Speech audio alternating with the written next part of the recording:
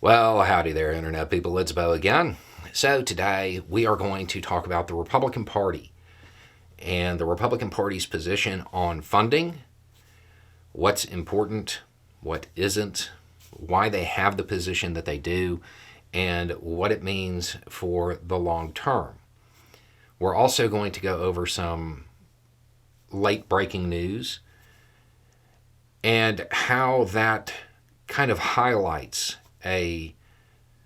let's just call it an inconsistency when it comes to the Republican Party's stated position and what they actually do. Okay, so if you've missed the news, it has become the Republican Party's position that funding Ukraine, well, they don't want to do that. They don't want to do that. If you are looking at this through a foreign policy lens, it is an absolute imperative for the United States, for the EU, and for NATO that Ukraine wins. The Republican Party is actively opposed to this, making sure that Ukraine doesn't have what it needs. And you have to ask yourself why. Why is the Republican Party opposed to U.S. interest? When you are talking about senators and congresspeople whose really their entire job should be representing the United States, right? It has to do with putting party over country. A lot of the Republican Party has leaned into far-right talking points. They've leaned into these positions and they've expressed them on social media. Those far-right talking points are exemplified by the Kremlin. The Republican Party is selling out Ukraine for Twitter likes.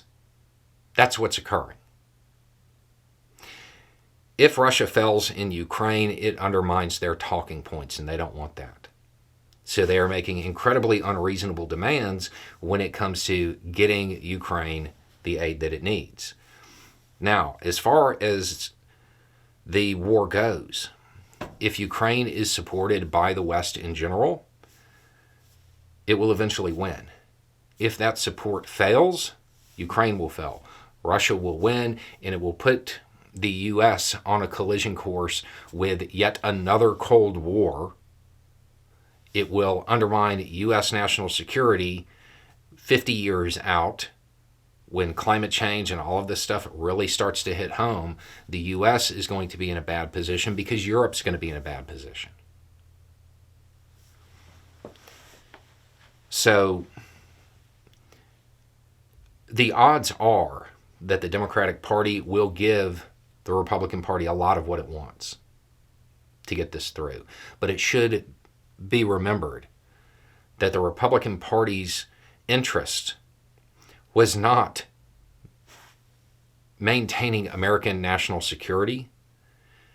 It was getting likes on Twitter. That's why they made the decisions they did. It is also worth noting that as the Republican Party sits there and talks about how they need to handle things overseas and how they would do it if they were in power, and they would be tough and they would go after the bad guys and all of that stuff, in every foreign policy entanglement that is occurring right now, their answer is strength. They're going to be the tough guy.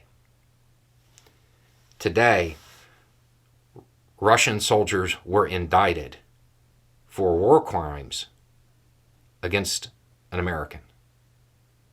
And the Republican Party's stance is to do everything it can to make sure Russia wins. Anyway, it's just a thought. Y'all have a good day.